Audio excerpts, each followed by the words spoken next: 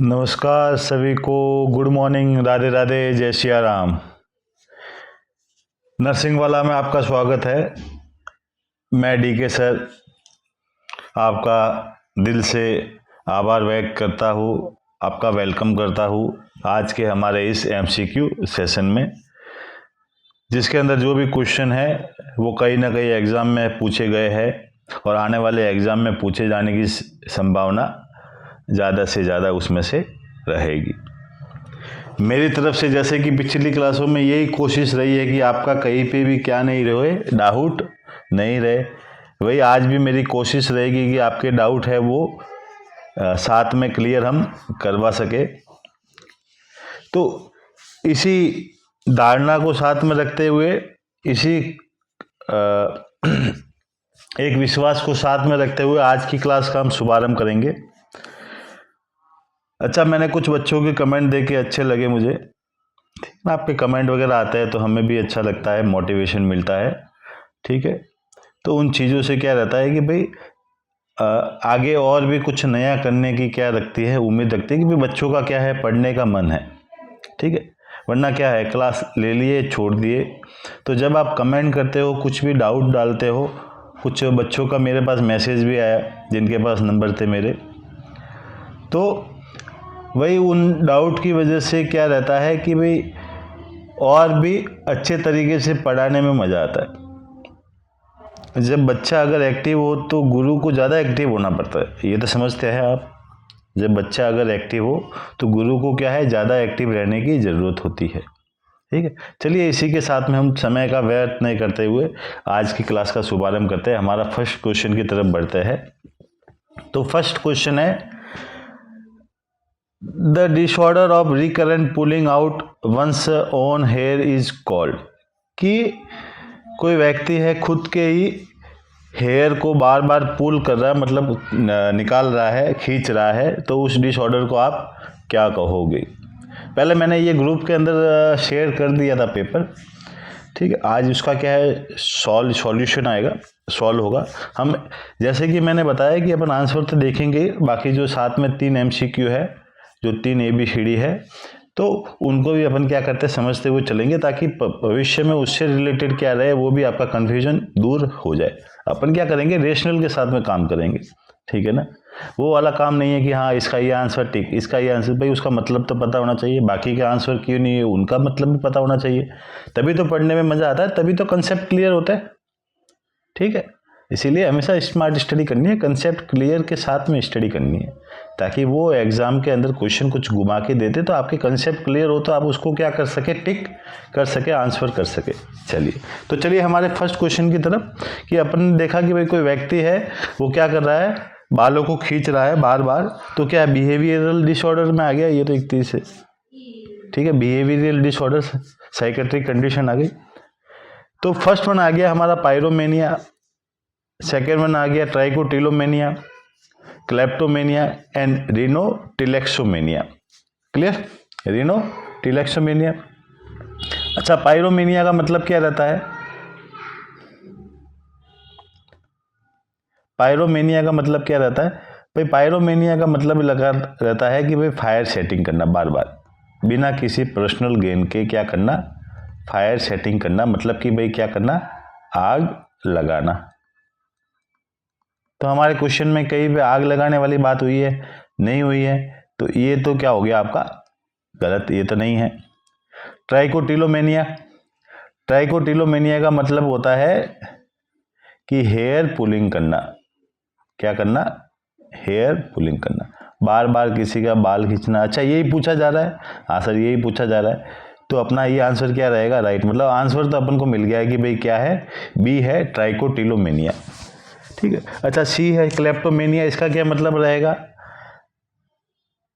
Kleptomania का मतलब रहेगा कि भाई स्टीलिंग करना, क्या करना, स्टीलिंग करना। स्टीलिंग का मतलब बच्चों ये रहता है कि चोरी करना, बार बार व्यक्ति क्या करेगा, चोरी करेगा, बिना किसी पर्सनल गेन के, बिना किसी पर्सनल गेन के, बिना किसी फाइनेंशियल गेन के वो क्या करेगा, बार बार चोरी करेगा, तो उसे क्या कहेंगे अपन, क्लेप्टोमेनिया।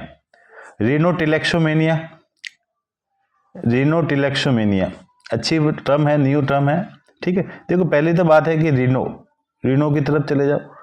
रीनो मतलब रिनोरिया मतलब जैसे नाक का बहना वगैरह, वो सारी चीजें वगैरह हो गई, ठीक है।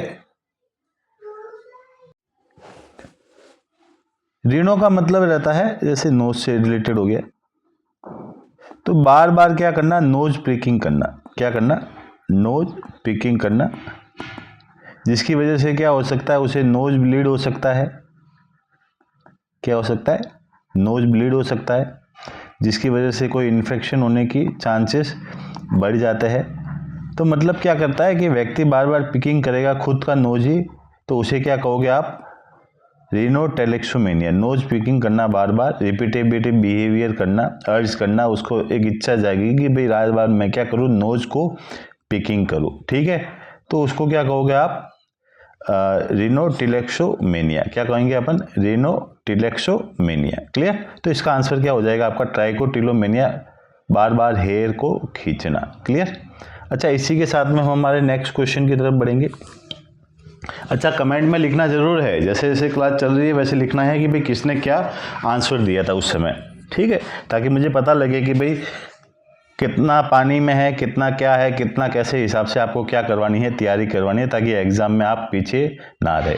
अच्छा, सेकंड वन क्वेश्चन क्या है, diagnostic interview with sodium amylate hypnosis is a special feature of, कि भाई जो डायग्नोस्टिक मतलब जो एक जांच पड़ताल जैसी चीज़ें होती है डायग्नोसिस वाली, ठीक है, उसको अपन किसके साथ में कर रहे हैं, किसका यूज कर रहे हैं, सोडियम एमाइलेटेज कर रहा है, या फिर कह सकते हैं हिप्नोसिस कर रहे हैं, किसको, किसी पेशेंट को। भाई सीधी सी बात है, हिप्नोसिस या सोडियम एमाइल का यूज ड्रग का कहाँ करते हैं अपन, कोई पेशेंट है, कोई ऐसी घटना के साथ में जुड़ गया हो जिसकी वजह से क्या हो गया, वो बार बार सदमे में जा रहा हो, बार बार क्या हो रहा हो, सदमे में जा रहा हो, तो उस चीज़ के ऐसे तो व्यक्ति वो कहेगा नहीं उसे क्या चीज़ें हुई, क्योंकि बार बार उसी चीज़ को वो कहेगा या दोहराएगा, तो वो क्या करेगा, बार बार उसे कुछ न कुछ ट्रॉमा होगा उसी चीज़ से रिलेटेड। वो कभी कभी ट्रॉमा क्या हो जाता है, लाइफ थ्रेटनिंग भी हो जाता है।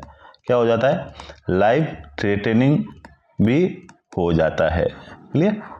तो ये बार बार चीज़ें वो करेगा, तो सीधी सी बात है, post traumatic neurosis, post traumatic, जैसे कि आपने देखा post trauma stress disorder, PTSD, post trauma stress disorder, उससे रिलेटेड है पोस्ट ट्रोमेटिक न्यूरोसिस। मतलब कि कोई व्यक्ति को ऐसा ट्रोमा हो गया है पास्ट के अंदर, पोस्ट मतलब पास्ट हो गया, ठीक है, पहले कुछ ट्रोमा हुआ होगा, उसकी वजह से उसको क्या हो रहा है, बार बार वही चीज़ें है उसके माइंड में आ रही है, उसको क्या कर रही है, डिस्टर्ब कर रही है। कभी कभी इतना हो जाता है कि क्या हो जाता है, टेकीकार्डिया देखने को मिल जाता है। क्या देखने को मिल जाएगा आपको, टेकीकार्डिया मतलब इंक्रीज हार्ट रेट, ठीक है, टेकीकार्डिया देखने को मिल जाएगा।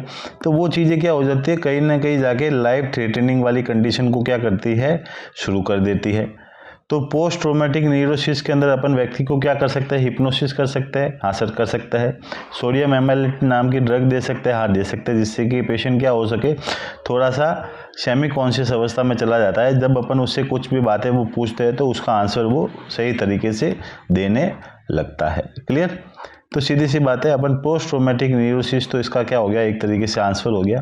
तो फर्स्ट हमारा क्या है, इस क्वेश्चन का आंसर है। अच्छा, मैनिया क्या हो गया, मैनिया का मतलब होता है जो साइकोमोटर एक्टिविटी है, PMA, साइकोमोटर एक्टिविटी का क्या हो जाना, इंक्रीज हो जाना, उसे क्या कहेंगे अपन, मैनिया कहेंगे। हाइपर वेंटिलेशन सिंड्रोम, अच्छा कुछ व्यक्ति होते हैं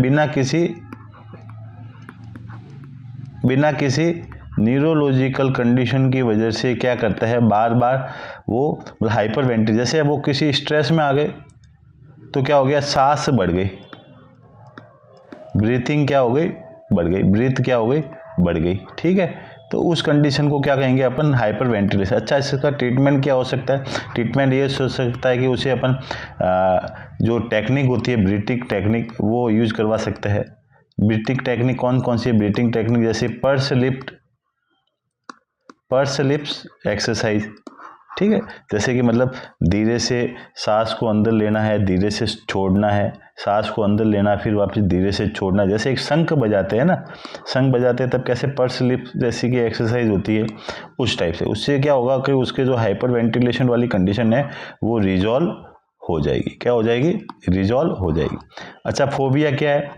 फोबिया एक आपका डिसऑर्डर है, ठीक है, मतलब किसी चीज़ से डरना। इरेशनल फियर, मतलब ऐसा ज़रूरी नहीं है कि उस चीज़ से हर कोई डरेगा, ऐसी चीज़ को क्या कहोगे आप? फोबिया। जैसे कि आपके ये हो गया हाइड्रोफोबिया। क्या हो गया? हाइड्रोफोबिया मतलब पानी से डरना। बेलेनोफोबिया नीडल से डरना, ठीक है। तो ये सारी चीज़ें हो गई, और भी बहुत सारी हो गई है। जूफोबिया हो गया, एनिमल से डरना, ठीक है। तो इन सारी कंडीशन किसके अंदर आ जाती है? वो आपकी आ जाती है फोबिया के अंदर। क्लियर? तो हमारा आंसर क्या है? Post traumatic neurosis disorder. Clear? इसी के साथ में हम नेक्स्ट क्वेश्चन की तरफ बढ़ते हैं। विच of the following is a long term effect of medical complication of alcoholism? कि भाई क्वेश्चन क्या पूछ रहा है, भाई जो मैं आज मैं कुछ क्वेश्चन पढ़ रहा हूँ तो उसके साथ में आपको भी ध्यान रखना है, और जैसा कि मैंने बताया कमेंट करना है, नहीं कि भाई किसका आंसर क्या रहेगा, कमेंट करते रहना है। क्लियर? कमेंट क्या करना है? करते रहना है, ताकि मुझे पता लगे कि कहाँ आप छूट रहे। विच of the following is a long term effect of medical complication? कि लंबे समय तक कोई व्यक्ति क्या कर रहा है? एल्कोहल का इस्तेमाल कर रहा है, उसका कॉम्प्लिकेशन क्या है? बस ये चीज़ है, ठीक है। तो क्या हो सकता है हमारे पास एमसीक्यू में? क्या है? क्या वो कोर्सोकॉफ साइकोसिस हो सकता है, डिप्रेशन हो सकता है, डेलीरियम हो सकता है, या पैरानोइया हो सकता है, ठीक है। तो फर्स्ट वन क्वेश्चन है कोर्सोकॉफ साइकोसिस। अच्छा, कोर्सोकॉफ साइकोसिस क्यों होता है? विटामिन B1 की डेफिशिएंसी की वजह से। विटामिन B1 कौन सा होता है आपका? थायमिन। कौन सा होता है? थायमिन, ठीक है। अच्छा, थायमिन की कमी क्यों होती है? कभी कभार लंबे समय तक अल्कोहल पीते हैं तो उसकी वजह से भी थायमिन की कमी हो जाती है। तो हमारा क्वेश्चन का आंसर तो निकल के क्या आ गया? कोर्सोकॉफ साइकोसिस। क्योंकि किसकी वजह से हो रहा है? अल्कोहल की वजह से हो रहा है। एक आंसर तो ये हो सकता है। क्लियर? अच्छा, कोर्सोकॉफ साइकोसिस भी दो कंडीशन होती है। जैसे कोर्सोकॉफ साइकोसिस कौन सी होगी? आपकी क्रोनिक हो जाती है। ये दो कंडीशन आ जाती है इसके अंदर।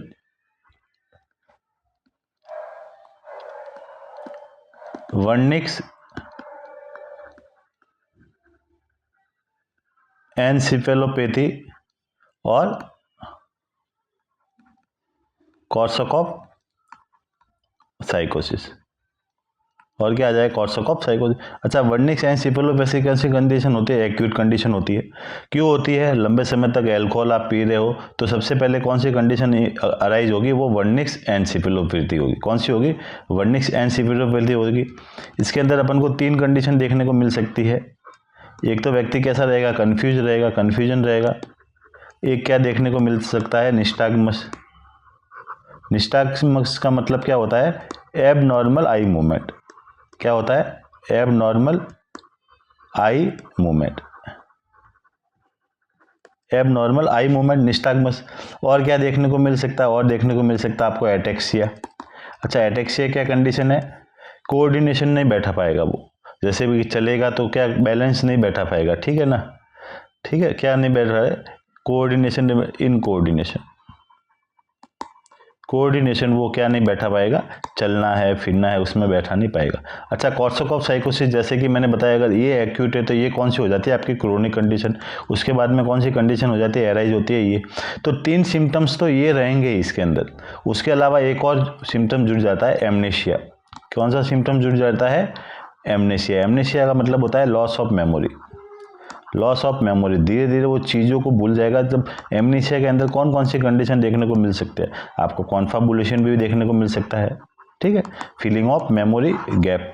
तो वो सारी चीज़ें किस में आ जाती है? कोर्सोकॉफ साइकोसिस के अंदर। क्लियर? इसी के साथ में हम सेकंड चलते हैं, डिप्रेशन।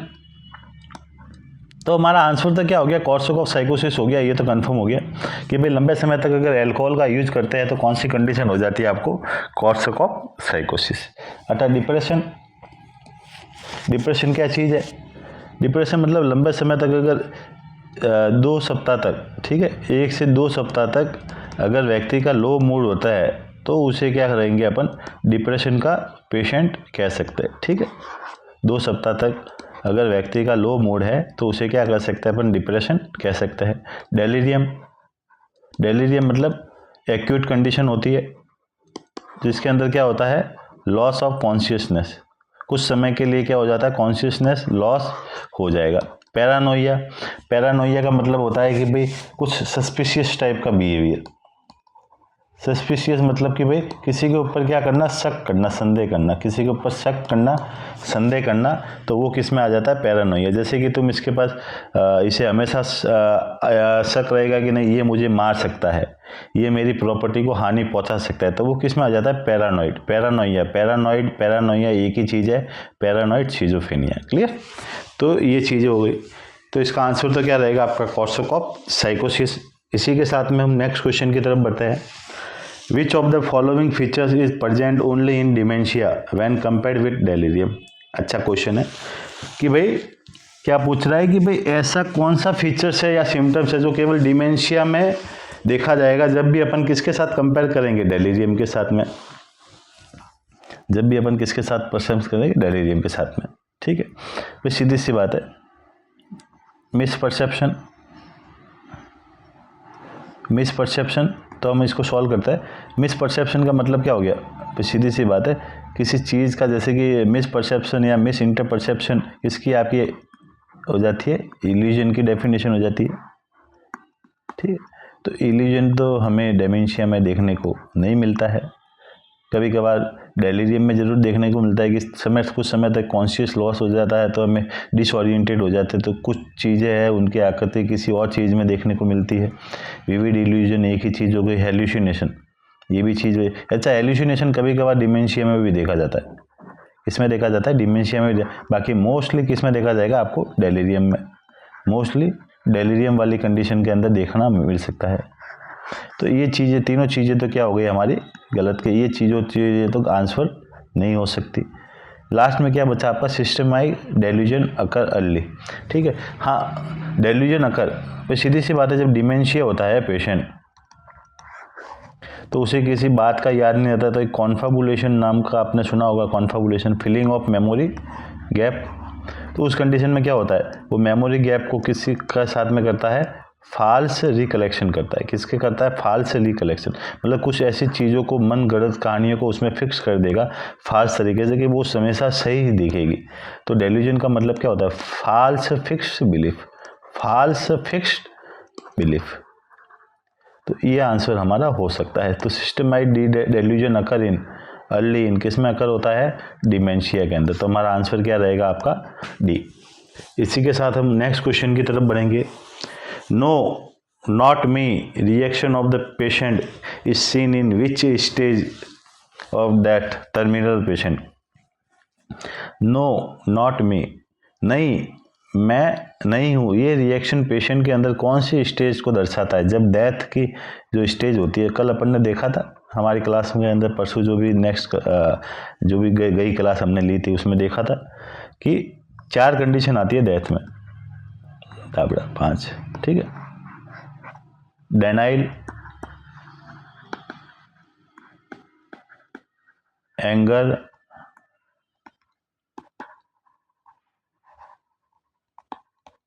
बार्गेनिंग,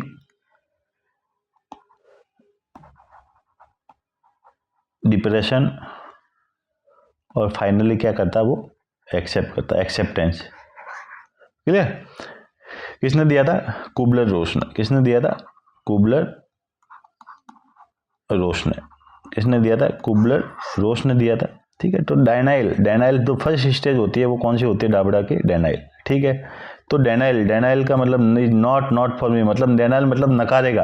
जैसे कि डॉक्टर ने कह दिया कि भाई तुम्हें तो पेनक्रियाज का कैंसर है, 6 महीने की तुम्हारा जीवन और बचा हुआ है, कौन सी स्टेज चल रही है, फाइनल स्टेज चल रही है, अब तुम्हारा जीवन संभव नहीं है, रिश्तेदारों से मिल लो, कुछ काम करने हो तो इस दौरान कर लो, फिर आने वाले समय में तुम्हारी मृत्यु क्या है, निश्चित है। तुम्हारी मृत्यु क्या है, निश्चित है।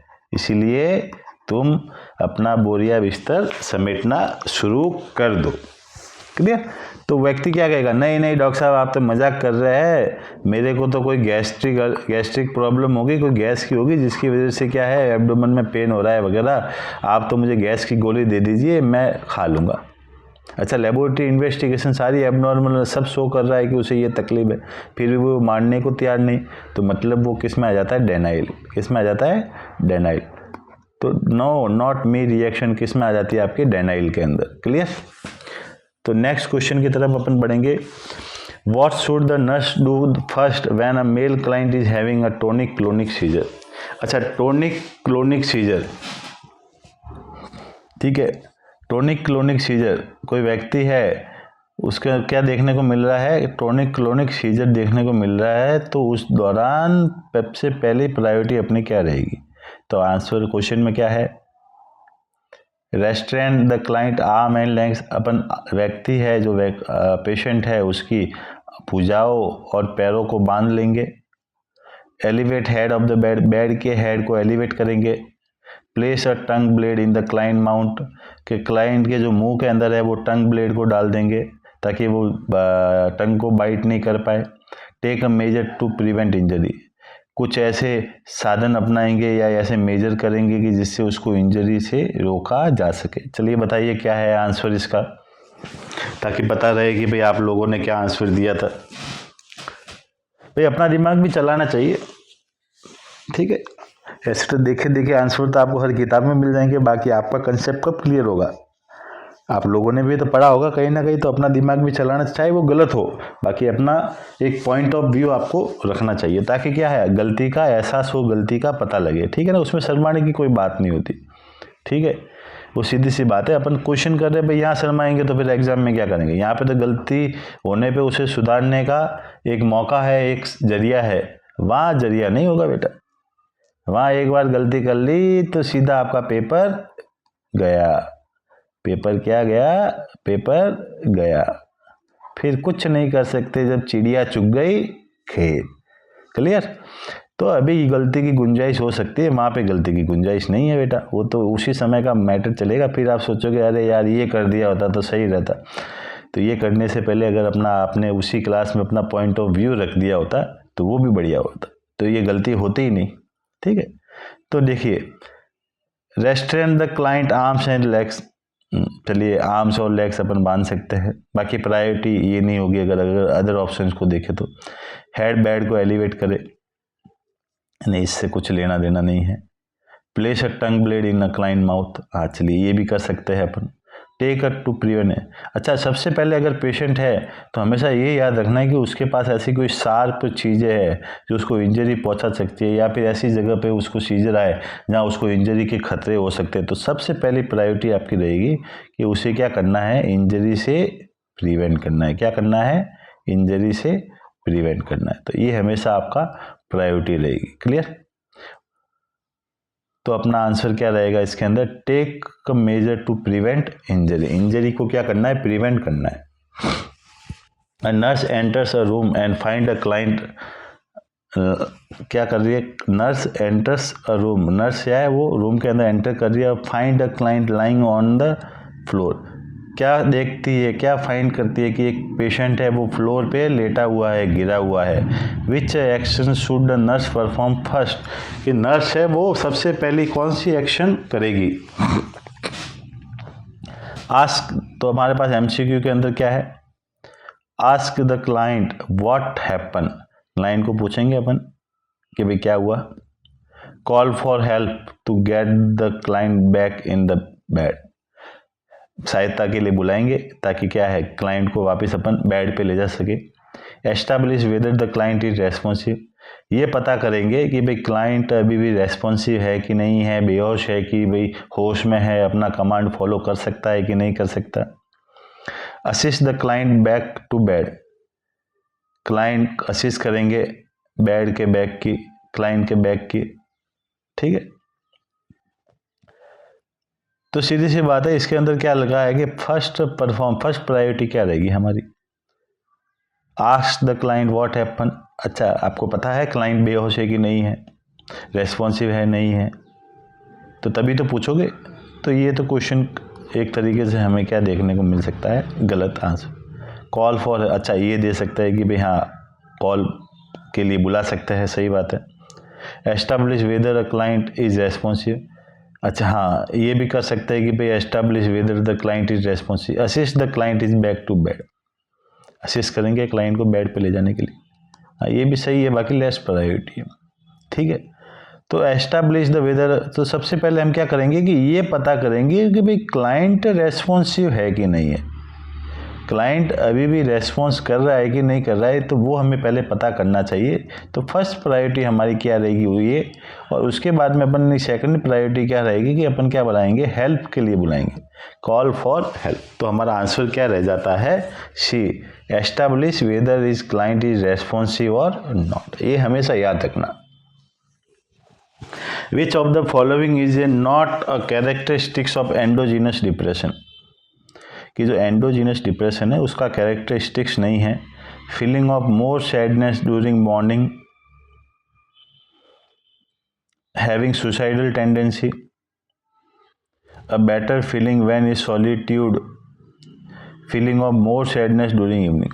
अच्छा, तो क्या भाई पूछा जा रहा है कि भाई एंडोजीनस डिप्रेशन है उसका आंसर क्या है, एंडोजीनस डिप्रेशन है उसका कैरेक्टरिस्टिक्स इसमें से कौन सा नहीं है। चलिए देखते हैं।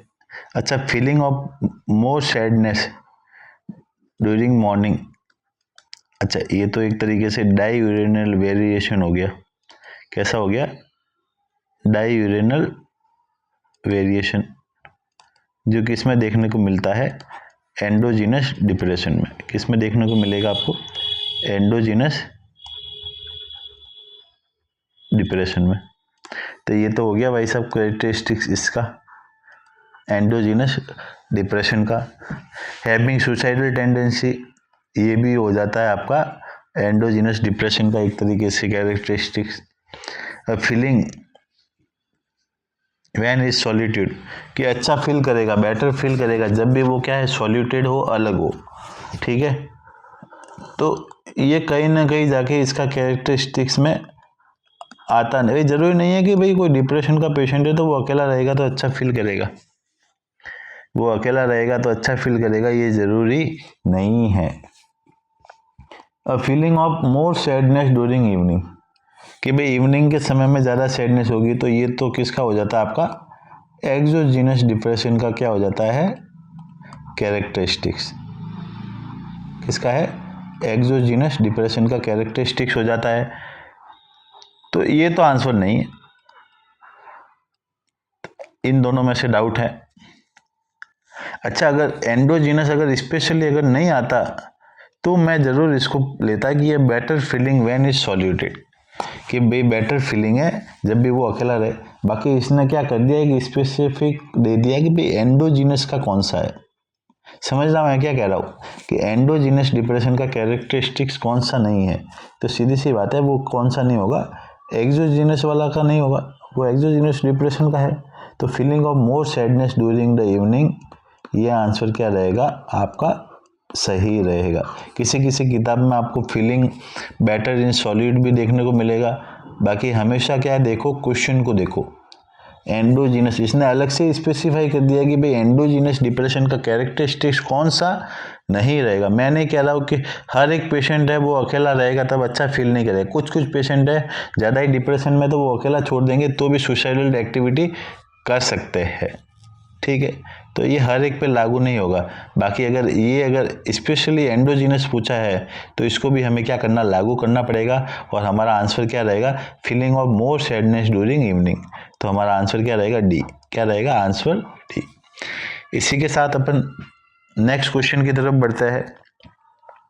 In a hospital there are 4 patient who require attention of nurse, कि भाई एक हॉस्पिटल है उसके अंदर क्या है, 4 पेशेंट है जिसको किसकी रिक्वायर है, नर्स के अटेंशन की, नर्स की जरूरत है। Home the following should nurse attend first, nurse in patient में से कौन से पेशेंट को सबसे पहले अटेंड करेगी। ठीक है, भाई सीधी सी बात है कि भाई हॉस्पिटल के अंदर कितने पेशेंट है, 4 पेशेंट है, तो उसमें से जिसको ज़्यादा प्रायोरिटी रहेगी उसे ही नर्स अटेंड करेगी। ये तो बात मानते हो आप कि हर, हाँ, तो सीधी सी बात है कि भाई अपने ऑप्शन में क्या है, 21 years old post of patient complaining of, कि एक 21 साल का बच्चा है जो क्या है, जिसको कोई ऑपरेट हुआ है, उसके बाद वो किसकी कंप्लेन कर रहा है, पेन की कंप्लेन कर रहा है। सेकंड क्या है B, 34 year old asthma patient asking for ambulate, कि 34 साल का पेशेंट है, वो अस्थमा का पेशेंट है, बाकी वो उसे कुछ तकलीफ नहीं हो रही, बाकी वो क्या है नर्स की हेल्प मांग रहा है चलने के लिए। किसके लिए? चलने के लिए, मुझे थोड़ा सा घुमा फिरा लीजिए। 66 year old waiting to be, एक 66 साल का पेशेंट है, 66 ईयर ओल्ड, वो किसके लिए वेट कर रहा है? अपने डिस्चार्ज पेपर के लिए, कि मुझे डिस्चार्ज पेपर दे दीजिए मैं घर जाऊँ। ठीक है। 66 years old will the pneumothorax complaining of shortness of breath, ये 66 साल का बाबा है, उसको क्या है न्यूमोथोरैक्स है, ठीक है, लंग्स की कैविटी में एयर का एक्यूमुलेशन है, और किसके कंप्लेन कर रहा है? ब्रीथिंग शॉर्टनेस की, बार बार। तो सही बात है, इन तीनों को अगर थोड़ा सा वेट करोगे तो चल जाएगा ना। सही बात है सर, चल जाएगा। इसमें थोड़ा सा पेन हो रहा है, थोड़ा सा समय तक ये और कंट्रोल कर सकता है, अभी यंग है, पोस्ट ऑफ पेशेंट है। अच्छा, ये इसके अगर आपने डील कर दी तो ये बाबा किधर चला जाएगा? ऊपर सर्व लोग चला जाएगा, सर्व के द्वार इसके क्या हो जाएंगे? खुले हो जाएंगे। ठीक है, तो हमेशा इसे पहले अटेंड करना है शॉर्टनेस ऑफ ब्रीथ को। इसे क्या लगाएंगे अपन? ऑक्सीजन लगाएंगे। ठीक है, ऑक्सीजन लगाएंगे, और बेड को, हेड को क्या कर देंगे अपन? एलिवेट कर देंगे। क्या कर देंगे? जिससे कि क्या है ऑक्सीजन लेने में उसको जो भी एक्सरसाइज है लंग्स की, ऑक्सीजन के अंदर इंस्पिरेशन एक्सपिरेशन के अंदर कोई ज़्यादा डिफिकल्टी नहीं हो। तो इस पेशेंट को अपन क्या करेंगे? सबसे पहले अटेंड करेंगे। ठीक है, तो 66 year old with pneumothorax complaining of shortness of breath, attend first. अच्छा, इसी के साथ अपन नेक्स्ट क्वेश्चन की तरफ बढ़ता है। Which of the following is considered under acute neuropsychiatric complication of AIDS? AIDS के न्यूरोसाइकोट्रिक कॉम्प्लिकेशन क्या है? एक बात, अगर जिसने मेरी क्लास ली हो तो उसको पता है कि अपन ने जो डिमेंशिया पढ़ा था, तो डिमेंशिया में एक जो कॉज है वो एड्स को भी माना था, जिसके अंदर एड्स पेशेंट होता है उसके अंदर एड्स डिमेंशिया देखने को मिलता है। क्या देखने को मिलता है? AIDS dementia. क्लियर? तो यहाँ पे अपना ऑप्शन में क्या है? Organic hallucination, organic personality disorder, delirium और एड्स डिमेंशिया। तो क्वेश्चन क्या है? Acute neuropsychiatric complication of AIDS. तो एड्स की वजह से पेशेंट को कभी कभार डिमेंशिया भी हो जाता है, जिसके अंदर व्यक्ति वो भूलना चीज़ें शुरू हो जाता है। तो एड्स डिमेंशिया इसका क्या रहेगा? आंसर सही रहेगा। इसी के साथ अपन नेक्स्ट क्वेश्चन की तरफ बढ़ता है। Which client should be seen first by the nurse who is preparing to make rounds? के कौन से क्लाइंट को नर्स है वो सबसे पहले देखेगी जब वो राउंड प्रिपेयर कर रही है? 2 years old with hand and foot syndrome, 2 साल का बच्चा है, उसको क्या है? हैंड और फुट सिंड्रोम है। सेकंड क्या है? 50 years old with Cushing disease, के 50 साल का कोई बाबा है, उसको क्या है? Cushing syndrome disease. 70 years old with congestive heart failure, 70 साल का बाबा है, उसे क्या है? हार्ट फेलियर है। 42 ईयर्स ओल्ड विथ रिजॉल्विंग पेरिनकेट, 42 साल का बाबा है, उसे क्या है? पेनकेटाइटिस था, बाकी अभी कैसा है? रिजॉल्व है। अच्छा, कुशिंग डिजीज क्या रहती है? कुशिंग डिजीज आपकी कैसी रहेगी कि भाई लंबे समय तक कोई कॉर्टिकोस्टेरॉइड का यूज करता है, लंबे समय तक कोई कॉर्टिकोस्टेरॉइड, या फिर कह सकते हैं कि भाई 2 टाइप के इसके अंदर क्या हो जाता है? कॉज हो जाते हैं। कितने हो जाते हैं? 2। एक तो होता है एंडो और एक होता है एक्सो। एंडो में क्या रहता है कि भाई टू मच आपका क्या रहेगा? ज़्यादा से ज़्यादा क्या होगा? कॉर्टिसोल हार्मोन का प्रोडक्शन होगा। कॉर्टिसोल हार्मोन का क्या रहता है? प्रोडक्शन होता है। तो वो तो किस में आ जाता है? एंडोजीनस कुशिंग सिंड्रोम के अंदर, जिसके अंदर कॉर्टिसोल का लेवल बढ़ा हुआ है। और एक्सोजीनस में कि भाई कोई व्यक्ति है वो लंबे समय से किसका सेवन कर रहा है? कॉर्टिकोस्टेरॉइड का। किसका सेवन कर रहा है? कॉर्टिकोस्टेरॉइड का, जिसकी वजह से कॉर्टिसोल का लेवल क्या हो जाता है? बढ़ जाता है। ठीक है, तो वो सारी चीज़ें किस में आ जाती है? कुशिंग सिंड्रोम में। ऐसे पेशेंट होते हैं तो उसके अंदर अपन को वेट गेन देखने को मिलेगा। ठीक है, मूड स्विंग जैसी कंडीशन देखने को मिल सकती है, ये सारी चीज़ें। ठीक है, तो वो किस में आ जाता है? कुशिंग डिजीज के अंदर। अच्छा, मैन अपना क्या हो गया? तो सीधी सी बात है, कुशिंग है तो इतनी कोई प्रायोरिटी है नहीं, हैंड फुट सिंड्रोम है, ठीक है, कोई नहीं, चलो चल जाएगा। रिजॉल्विंग पैनक्रेटाइटिस है, इसको भी इतनी ज़रूरत है नहीं। 70 ईयर्स ओल्ड, 70 साल का बाबा है, कंजेस्टिव हार्ट फेलियर है, कभी भी वापस हार्ट फेलियर हो सकता है, तो ऐसे पेशेंट को क्या करना है, प्रायोरिटी देनी है। तो अपना आंसर क्या रहेगा, 70 years old with congestive heart failure. इसी के साथ हमारा नेक्स्ट क्वेश्चन चलता है, which of the following is a not a medico psychiatric condition. इसमें से कौन सी मेडिको साइकेट्रिक कंडीशन नहीं है। इंसुलिनोमिया, इंसुलिनोमा क्या होता है, tumour of pancreatitis, tumour of pancreas, pancreas का क्या हो जाता है, ट्यूमर हो जाता है, जिसकी वजह से अपन को कौन सी कंडीशन देखने को मिलती है, हाइपोग्लाइसीमिया। कौन सी कंडीशन देखने को मिलेगी, हाइपोग्लाइसीमिया। हाइपोग्लाइसीमिया की वजह से कहीं ना कहीं ये अपन को न्यूरोसाइकेट्रिक सिम्टम्स को क्या करता है, शो करता है, ठीक है।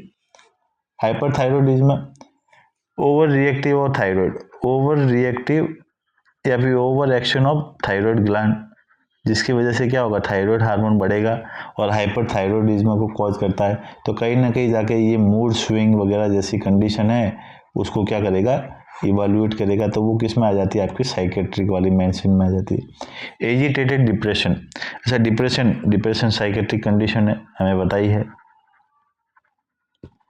एंजाइना, एंजाइना कैसी है, आपकी कार्डियक कंडीशन, कैसी है, कार्डियक कंडीशन, ठीक है। जो किसी के जो ब्लड वेसल्स होती है उसके अंदर कोई ब्लॉकेज आ जाता है, तो ब्लड सप्लाई होती है वो आगे नहीं बढ़ पाती, जिसकी वजह से क्या होगा, उसको पेन होगा, जिसे अपन क्या कहेंगे, एंजाइना, क्या कहेंगे, एंजाइना। तो वो कैसी आ जाती है, कार्डियक प्रॉब्लम हो जाती है, हार्ट से रिलेटेड। तो ये हमारी तीनों चीज़ें किस में आ जाती है, आपकी साइकेट्रिक वाली कंडीशन में, ठीक है। तो मेडिको साइकेट्रिक कंडीशन इसमें से नहीं है, तो ये तीनों तो है, एक बच्ची एंजाइना, तो एंजाइना आपका क्या हो जाएगा, आंसर। तो एंजाइना क्या है, राइट आंसर। इसी के साथ में हम नेक्स्ट क्वेश्चन की तरफ बढ़ेंगे, विच of the following is an example of sublimation. देखिए सब्लिमेशन, सब्लिमेशन का हिंदी मतलब समझिए तो क्या हो जाता है, उन्नयन, क्या हो जाता है, उन्नयन, ठीक है। तो which of the following is an example of sublimation, blaming the teacher for telling in exam, blame करना टीचर को क्योंकि वो एग्जाम में बात कर रहा है। A women has no memory of being sexually assaulted as a child, women के पास कोई हिस्ट्री नहीं है, कोई मेमोरी नहीं है कि वो बच्चे जन्म के समय चाइल्ड है, चाइल्ड के रूप में वो सेक्सुअली असोल्ट हुई थी। Child start between after a birth sibling, कि चाइल्ड स्टार्ट कर रहा है बैड वेटिंग और जन्म के बाद। Young man who is dealing with aggression by playing football, कि कोई जवान लड़का है, यंग मैन है, वो किसके साथ डील कर रहा है, अपने एग्रेशन के साथ में, और किसके द्वारा, फुटबॉल खेल के, ठीक।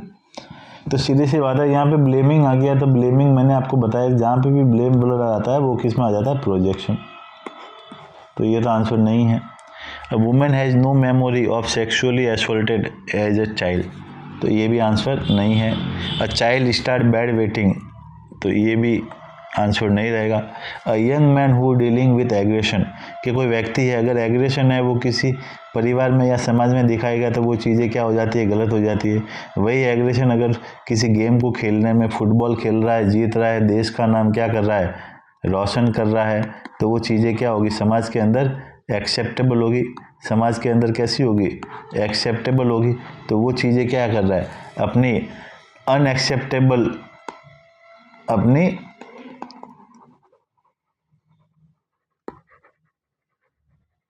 अनएक्सेप्टेबल इम्पल्स को किस में कन्वर्ट कर रहा है, वो एक्सेप्टेबल इम्पल्स के अंदर।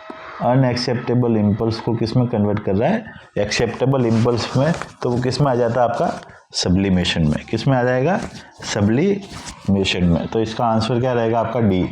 आंसर क्या रहेगा, डी। तो डी हमारा सही आंसर है, सब्लिमेशन। क्लियर। इसी के साथ अपन नेक्स्ट क्वेश्चन की तरफ बढ़ेंगे। Behaviour of a diabetic person who eat sweet regularly is an indication of, कि कोई बिहेवियर वाला पेशेंट है, वो क्या कर रहा है, डायबिटिक है और रेगुलरली ईट कर रहा है, स्वीट को, मतलब क्या कर रहा है, उसको पता है कि मुझे डायबिटीज़ है, बाकी फिर भी वो क्या कर रहा है, नकार रहा है मीठा खाने को, हमेशा रेगुलर क्या कर रहा है, चीज़ें कर रहा है। तो सीधी सी बात है यार, डिसलोकेशन का मतलब कोई हो गया, डिसलोकेट हो जाना किसी बोन का या हड्डी का। फिक्सेशन का मतलब ये होता है कि एक एज पे, जैसे कि भाई ओरल है, ओरल पे अगर वो ब्रेस्ट फीडिंग कर रहा है, ब्रेस्ट चेक कर रहा है, तो वो कौन सी हो गई एज, उसकी फिक्सेशन एज हो गई। एनल एज के अंदर अगर वो क्या कर रहा है, टॉयलेट ट्रेनिंग कर रहा है, तो वो क्या हो गया, तो और टोडलर एज के अंदर क्या होगा, टॉयलेट ट्रेनिंग, उसका क्या हो गया, फिक्सेशन एज हो गया। डिस्प्लेसमेंट अपन ने देखा था कि कोई हायर ऑथोरिटी अपना सारा ही गुस्सा या व्यवहार है किसी लोअर ऑब्जेक्ट पे निकालता है, ठीक है, तो वो किस में आ जाता है आपका, डिस्प्लेसमेंट के अंदर। डेनाइल का मतलब होता है नकारना। तो यहाँ पे क्या कर रहा है, वो नकार रहा है किसको, डायबिटीज को। कैसे नकार रहा है, बार बार क्या कर रहा है, मीठा खा रहा है, तो डेनाइल इसका क्या होगा, आंसर सही होगा। इसी के साथ नेक्स्ट क्वेश्चन की तरफ अपन बढ़ते हैं। An effective disorder among the following is, affective disorder. Affective का मतलब एक तरीके से मान सकते हो मूड अफेक्टिव डिसऑर्डर भी कह सकते हैं अपन। कैसा कह सकते हैं, मूड अफेक्टिव डिसऑर्डर, ठीक है। अच्छा, डिप्रेशन कैसा है, डिप्रेशन आपका मूड अफेक्टिव डिसऑर्डर कैसा है, मूड अफेक्टिव में आ जाता है। अल्जाइमर आपकी कौन सी कंडीशन हो जाती है कि भाई अल्जाइमर है वो न्यूरो डिजेनरेटिव डिसऑर्डर है। कैसा है, न्यूरो डिजेनरेटिव। फोबिया कैसी कंडीशन है, फोबिया आपका एंजाइटी डिसऑर्डर हो गया, एक रॉन्ग टाइपिंग हो गया, फोबिया केवल फोबिया, एंजाइटी डिसऑर्डर। डेलीरियम क्या है आपका, मेंटल अनस्टेबिलिटी है। कुछ समय के लिए क्या होता है, मेंटल अनस्टेबिलिटी हो जाती है, जिसकी वजह से कॉन्शियसनेस का कुछ समय के लिए क्या हो जाता है, लॉस हो जाता है। क्या हो जाएगा, लॉस हो जाएगा। तो सीधी सी बात है, ये नहीं है, ये नहीं है, ये नहीं है। बचा डिप्रेशन कैसा है आपका, मूड अफेक्टिव डिसऑर्डर। और अपन को क्या पूछा है, इसमें से कौन सा मूड अफेक्टिव डिसऑर्डर है, तो हमारा आंसर क्या रहेगा, डिप्रेशन। इसी के साथ अपन नेक्स्ट क्वेश्चन की तरफ बढ़ते हैं। An organic mental disorder among the following is, कि ऑर्गेनिक मेंटल डिसऑर्डर इसमें से कौन सा है। वो ऑर्गेनिक, पहले तो क्वेश्चन क्या कर रहा है कि ऑर्गेनिक मेंटल डिसऑर्डर मतलब कि भाई किसी चीज़ की वजह से, किसी ऑर्गन के अंदर स्ट्रक्चरल चेंजेस की वजह से, किसी ऑर्गन के अंदर स्ट्रक्चरल चेंजेस की वजह से कौन सी कंडीशन अराइज होना, मेंटल कंडीशन। कौन सी कंडीशन, मेंटल कंडीशन अराइज होना, उसे अपन कहेंगे मेंटल, ऑर्गेनिक मेंटल डिसऑर्डर। अच्छा, बाइपोलर डिसऑर्डर, बाइपोलर में अपन ने देखा था डिप्रेशन एंड मैनिया, जो किस में अंदर आ जाता है, अफेक्टिव डिसऑर्डर के अंदर। वेस्कुलर डिमेंशिया मतलब कि कोई वेसल्स के अंदर क्या हो जाता है, कोई ब्लॉक आ जाना है, जो ब्लड सप्लाई हो रही है माइंड को, उसके अंदर कोई ब्लॉक आ जाना है, जिसकी वजह से माइंड के अंदर प्रॉपर ब्लड सप्लाई नहीं होगी, तो नेक्रोसिस वाली कंडीशन हो जाती है, ठीक है। नेक्रोसिस वाली कंडीशन होगी तो सीधी सी बात है, वहाँ पे प्रॉपर ब्लड सप्लाई नहीं मिल रही है, तो अभी ऑक्सीजन नहीं मिल रही है, तो चीज़ों को याद नहीं रख पाएगा, तो वो डिमेंशिया कहलाएगा। तो वेस्कुलर डिमेंशिया मतलब किसी ऑर्गन के अंदर बदलाव की वजह से मेंटल कंडीशन का क्या हो जाना, उत्पन्न हो जाना, उससे क्या हो गया आप, वेस्कुलर डिमेंशिया। तो एक आंसर तो ये हो सकता है। कन्वर्जन डिसऑर्डर, बिना किसी विदाउट साइकेट्रिक कंडीशन के मेंटल सिम्टम्स को शो करना, मेंटल सिम्टम्स को क्या करना, शो करना, ठीक है। तो मतलब कि जैसे कि आपने देखा कोई पेशेंट होता है, जैसे आप देखोगे तो वो भूखे भिखारी होता है, तो वो क्या करेगा, अंधापन हो जाएगा। मतलब अंधापन क्या होगा, व्यक्तियों का एक तरीके से अटेंशन पाने के लिए, व्यक्ति की अटेंशन पाने के लिए क्या करेगा, वो चीज़ों को करेगा ताकि उसे क्या मिल सके, भीख मिल सके, ठीक है। तो मतलब क्या है, तो वो सारी चीज़ें किस में आ जाती है, कन्वर्जन डिसऑर्डर के अंदर। अटेंशन सीकिंग बिहेवियर भी कहता है इसे, क्या कहता है, अटेंशन सीकिंग बिहेवियर भी कहते हैं, क्लियर। तो कन्वर्जन डिसऑर्डर को क्या कहते हैं अपन, अटेंशन सीकिंग बिहेवियर भी कहते हैं, याद रखना इसको, बहुत बार पूछा जाता है। मैं एक एक चीज़ पे बहुत ज़्यादा फोकस कर रहा हूँ ताकि आपके क्वेश्चन गलत नहीं हो। तो आपको भी इन्हीं चीज़ों को ध्यान में रखते हुए चलना है।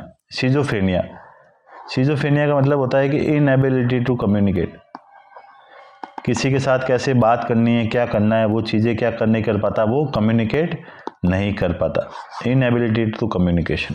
तो अपना आंसर क्या रहेगा इसके अंदर, वेस्कुलर डिमेंशिया, जिसकी वजह से अंदर कोई ऑर्गन के अंदर चेंजेस की वजह से मेंटल इलनेस की कंडीशन देखने को मिलती है। तो vascular dementia is a organic mental disorder. Clear. इसी के साथ अपन नेक्स्ट चलते हैं।